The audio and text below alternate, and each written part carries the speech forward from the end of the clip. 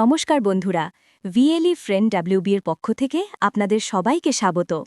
Voter card আমাদের সবার জন্যই একটা খুব জরুরি ডকুমেন্ট, আর তাতে যদি কোনো ভুল থাকে সেটা ঠিক করা আরও বেশি দরকার। আপনারা হয়তো শুনেছেন, এখন ভোটার কার্ড সংশোধনের পদ্ধতিতে একটা বড় পরিবর্তন এসেছে। এখন পুরো প্রক্রিয়াটি আধার কার্ডের ওটিপির মাধ্যমে হচ্ছে। আজকের এই ভিডিওতে আমি আপনাদের একদম সহজ করে বুঝিয়ে দেব কি করে আপনারা ঘরে বসেই আধার ওটিপি ব্যবহার করে নিজেদের ভোটার কার্ড সংশোধন করতে পারবেন। আমরা পুরো প্রক্রিয়াটি ধাপে ধাপে দেখব, আর শেষে একটা অত্যন্ত জরুরি টিপসও দেব, যেটা না জানলে আপনি সমস্যায় পড়তে পারেন। তাই ভিডিওটা শেষ পর্যন্ত অবশ্যই দেখবেন। প্রথমেই আমাদের চলে আসতে হবে ভোটার কার্ডের অফিসিয়াল পোর্টালে। এখানে আসার পর আপনাকে আপনার রেজিস্টার্ড মোবাইল নম্বর আর পাসওয়ার্ড দিয়ে লগইন করতে হবে। যদি আপনার অ্যাকাউন্ট না থাকে তাহলে সাইন আপ অপশানে ক্লিক করে খুব সহজেই একটা নতুন অ্যাকাউন্ট তৈরি করে নিতে পারবেন। লগইন করার পর আপনারা এরকম একটা ড্যাশবোর্ড দেখতে পাবেন। এখান থেকে আমাদের বেছে নিতে হবে ফর্ম নম্বর ৮ বা ফর্ম ৮, যেটা ভোটার কার্ডের বিভিন্ন রকম সংশোধনের জন্য ব্যবহার করা হয়। এখানে ক্লিক করলে জানতে চাওয়া হবে আপনি নিজের জন্য আবেদন করছেন নাকি অন্য কারোর জন্য। আমি এখানে আদার ইলেক্টর অপশানটি বেছে নিচ্ছি এবং যার কার্ড সংশোধন করতে চাই তার ভোটার কার্ড নম্বরটি দিয়ে সাবমিট করছি। সাবমিট করার পরেই দেখুন স্ক্রিনে একটি লাল রঙের বার্তা দেখা যাচ্ছে। এই নতুন আপডেটে এটাই হলো সবথেকে গুরুত্বপূর্ণ বিষয়। এখানে পরিষ্কারভাবে বলা হয়েছে আপনার ভোটার কার্ডে যে নাম আছে সেই নামটা অবশ্যই আপনার আধার কার্ডের নামের সাথে হুবহু মিলতে হবে। এছাড়াও আপনার আধারের সাথে যে মোবাইল নম্বরটি লিঙ্ক করা আছে সেই নম্বরটি আপনার কাছে থাকতে হবে, কারণ সেখানেই ওটিপি আসবে। ঠিক যেমন আমরা প্যান কার্ড বানানোর সময় দেখি আধার কার্ডের সাথে নামের একটা অক্ষরও গড়মিল হলে কাজ এগোয় না, এখানেও ঠিক তেমনটাই করা হয়েছে। যদি আপনার ভোটার কার্ড আর আধার কার্ডের নামে কোনো অমিল থাকে তাহলে আগে আপনাকে নাম সংশোধনের জন্য আপনার এলাকার বিএলওর সাথে যোগাযোগ করতে হবে। আমার যেহেতু নাম ঠিক আছে তাই আমি কারেকশন অপশানটি বেছে নিয়ে ওকে করছি। পরের পেজে আপনার ভোটার কার্ডের কিছু তথ্য দেখতে পাবেন। এখানে আধার নম্বর অপশানে টিক দিয়ে আপনার আধার নম্বর এবং মোবাইল নম্বর দিয়ে দেবেন।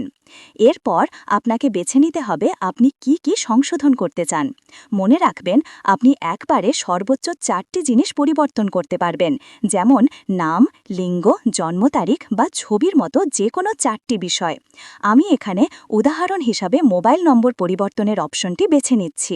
এরপর আপনার এলাকার নাম বা প্লেস লিখে ক্যাপচা কোডটি পূরণ করে এগিয়ে যেতে হবে। এবার আপনার সামনে পুরো ফর্মটার একটা প্রিভিউ চলে আসবে। বন্ধুরা, এবার যে অংশটা বলছি সেটা খুব মনোযোগ দিয়ে শুনুন। ফর্মের নিচে দেখুন ই সাইন অ্যান্ড সাবমিট নামে একটি বোতাম আছে। যদিও কিছু জায়গায় এই প্রক্রিয়াটিকে অপশনাল বা ঐচ্ছিক বলা হয়েছে, কিন্তু কাজটা শেষ করতে হলে আপনাকে এই ই সাইন করতেই হবে। এর সবথেকে বড় সুবিধা হলো আপনার অনুমতি ছাড়া আর কেউ আপনার ভোটার কার্ডের কোনো তথ্য, যেমন মোবাইল নম্বর, পরিবর্তন করতে পারবে না, কারণ এর জন্য আপনার আধার ওটিপি লাগবে। কিন্তু এখানে একটা ছোট্ট সমস্যা আছে। ই সাইন বোতামে ক্লিক করার ঠিক আগেই দেখুন এখানে একটা অ্যাকনলেজমেন্ট বা রেফারেন্স নম্বর তৈরি হয়েছে। অনেক সময় ই সাইন করার পর একটা এরর আসে এবং এই নম্বরটা আর খুঁজে পাওয়া যায় না। তাই আমার পরামর্শ, ই সাইন বোতামে ক্লিক করার আগে অবশ্যই এই রেফারেন্স নম্বরটার একটা ছবি তুলে নিন বা কোথাও লিখে রাখুন। এটা কিন্তু আপনার আবেদন ট্র্যাক করার জন্য ভীষণ জরুরি। নম্বরটা লিখে নেওয়ার পর আমি ই সাইন অ্যান্ড সাবমিট বোতামে ক্লিক করছি। এখানে আপনার আধার নম্বর দিয়ে গেট ওটিপিতে ক্লিক করতে হবে। আপনার আধারে লিঙ্ক করা মোবাইলে যে ওটিপি আসবে সেটা এখানে দিয়ে সাবমিট করলেই আপনার আবেদন জমা হয়ে যাবে। দেখুন সাবমিট করার পর আমার ক্ষেত্রেও একটা এরর দেখাচ্ছিল, কিন্তু যেহেতু আমি রেফারেন্স নম্বরটা আগেই লিখে রেখেছিলাম তাই আমি ট্র্যাক অ্যাপ্লিকেশন স্ট্যাটাস অপশানে গিয়ে সেই নম্বরটা দিয়ে আমার আবেদনের স্ট্যাটাসটা দেখে নিতে পারছি। এখানে দেখাচ্ছে যে আমার আবেদন সফলভাবে জমা হয়েছে এবং ই সাইনও সম্পূর্ণ হয়েছে। যেহেতু আমি শুধু মোবাইল নম্বর আপডেট করেছি তাই এটা প্রায় সাথে সাথেই হয়ে গেছে। তবে নাম, ঠিকানা বা জন্ম তারিখের মতো তথ্যের পরিবর্তন হতে কিছুটা সময় লাগতে পারে। তাহলে বুঝতেই পারছেন এখন ভোটার কার্ডের যে কোনো সংশোধনের জন্য আপনার আধার কার্ডে মোবাইল নম্বর লিঙ্ক থাকাটা প্রায় বাধ্যতামূলক হয়ে গেছে। এই নতুন পদ্ধতির ফলে আপনাকে আর বারবার ব্লক অফিসে বা বিএলওর কাছে দৌড়াদৌড়ি করতে হবে না। প্রায় পুরো কাজটাই এখন অনলাইনে হয়ে যাবে, যা আমাদের সবার জন্য একটা বড় সুবিধা। আশা করি পুরো বিষয়টা আমি আপনাদের সহজভাবে বোঝাতে পেরেছি। এই নতুন পদ্ধতিটা নিয়ে আপনাদের কী মত সেটা অবশ্যই কমেন্ট করে জানাবেন। ভিডিওটা ভালো লাগলে একটা লাইক করতে ভুলবেন না, আর এই জরুরি তথ্যটি আপনার বন্ধু এবং পরিবারের সাথে শেয়ার করে দিন।